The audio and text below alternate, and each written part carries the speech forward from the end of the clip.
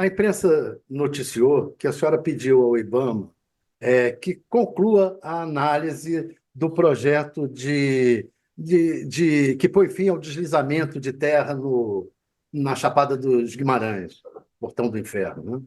É,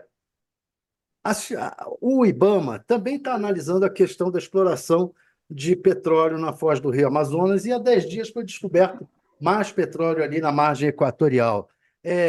A senhora vai pedir ao IBAMA que conclua logo essa análise sobre a foz do Amazonas, no caso aí do retaludamento lá da Chapada do Guimarães, a senhora pediu até o dia 26, né, se eu não me engano. Há algum prazo para a questão da foz do Amazonas?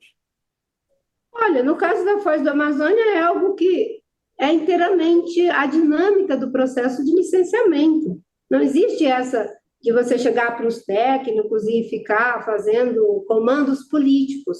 O que se tem é sentido de prioridade.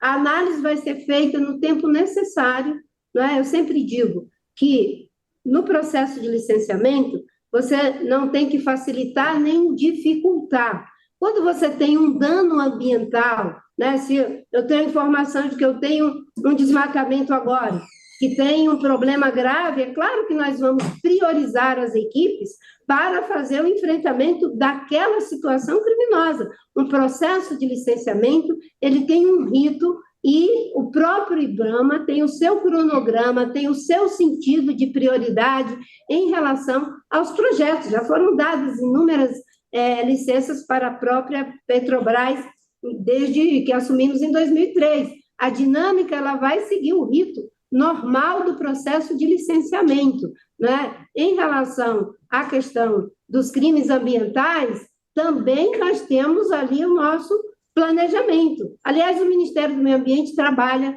com planejamento. Nós fizemos o nosso planejamento, já assinamos com todas as nossas secretarias e vinculadas o que nós chamamos, né, de acordo de gestão, exatamente para que cada um apresente quais são suas prioridades, qual é o cronograma de execução dessas prioridades e que no final do ano a gente possa, né, verificar se aquilo que nós nos comprometemos a fazer está sendo feito. Em relação aos processos de licenciamento, não existe licença política, existe uma licença técnica, e a licença técnica tem que dar o tempo necessário para que os especialistas possam fazer suas análises.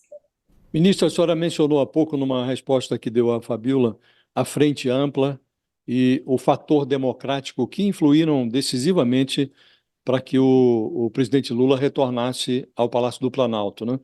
Não lhe parece, às vezes, que essa frente ampla está sendo negligenciada agora?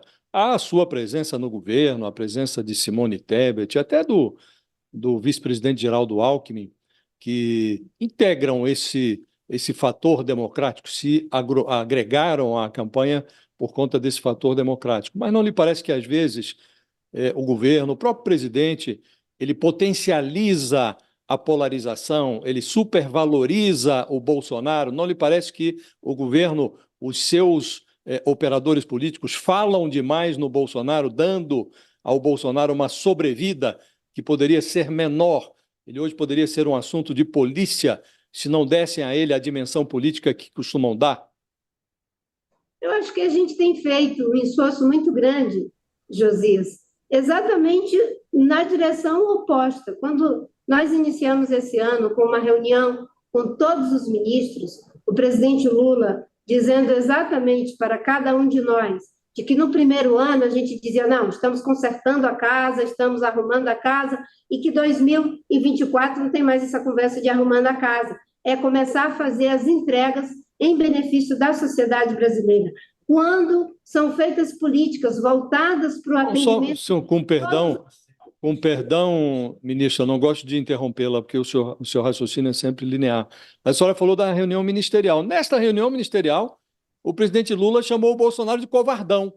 Quer dizer, uma reunião para discutir com os ministros o roteiro para o ano. Aí, do nada, aparece o Bolsonaro na sala da reunião ministerial. É a isso que me refiro. Por vezes, o Bolsonaro aparece onde não deveria aparecer, né?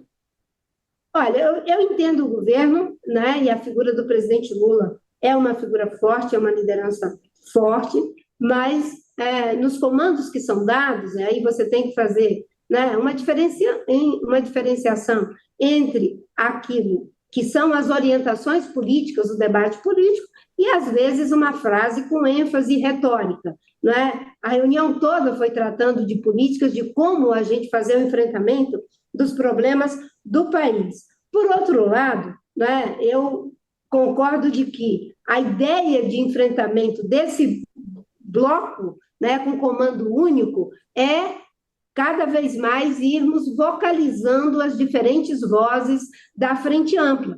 E isso tem acontecido. Você tem um espaço de atuação de muitos atores, são vários partidos que compõem o governo, inclusive a ministra Simone Tebet tem tido um papel muito importante no Ministério do Planejamento, junto com o ministro Fernando Haddad, a ministra Esther, a ministra Soninha, dialogando para um campo, lideranças do PSDB, lideranças de outros partidos dialogando com outros campos.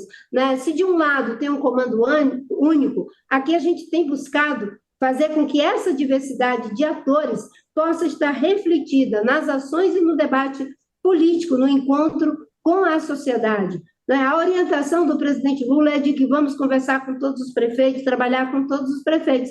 Eu mesma, por exemplo, né, eu vim para essa reunião, aí aparece o tema da manifestação do Bolsonaro. Eu não tenho como dizer para você, eu não vou falar sobre Bolsonaro nessa entrevista. Se vocês me perguntam, eu vou falar. Né? Então, tem um debate que tenta tirar, sim, desse campo da polarização. A polarização, eu concordo com aquele especialista, só seria realmente, de fato, se os dois campos fossem blocados. Eles não são. Aqui há uma diversidade de vozes, né? Aqui há uma diversidade de ideias, aqui há uma diversidade na ação. E o presidente Lula teve, digamos, a capacidade de ser a pessoa que se constituiu, né, na superfície de sustentação para que esse ecossistema diversificado pudesse se colocar na cena política brasileira e fazer o enfrentamento dessa ameaça que é real à nossa democracia.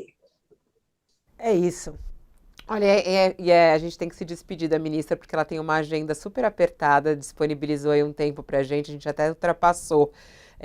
Aliás, hoje eu imagino uma agenda intensa, né? Hoje é um dia especial, não é? 19 de abril, não é isso?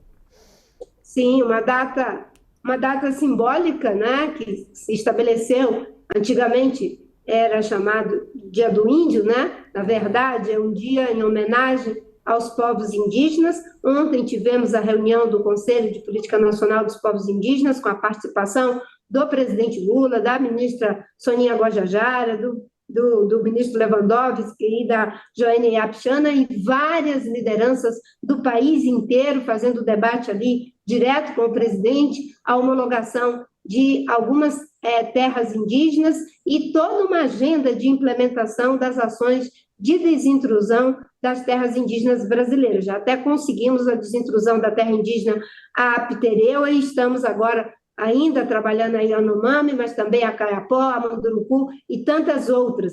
Ou seja, hoje é uma data simbólica, mas consideramos essa data como a abertura do Abril Indígena, que é todo o mês de abril para as ações e manifestações dos povos indígenas aqui em Brasília e no país inteiro.